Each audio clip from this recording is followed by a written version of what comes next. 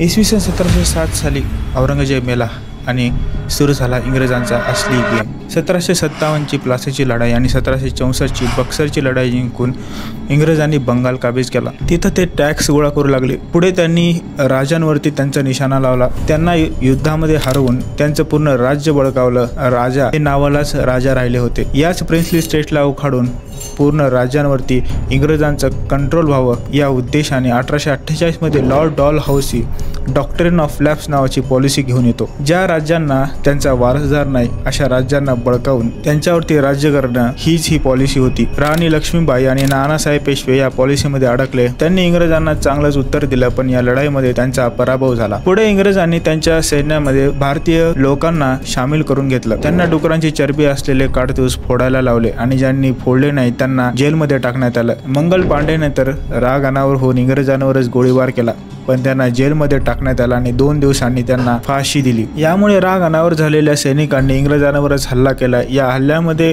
खूप इंग्रज मारले गेले, कत्लेआम झाली। शेवटी ब्रिटिश सरकारने गव्हर्नमेंट ऑफ इंडिया ॲक्ट 1858 आणला। यामध्ये ईस्ट इंडिया कंपनीला बरखास्त केलं आणि सुरू झाला ते ब्रिटिश राज।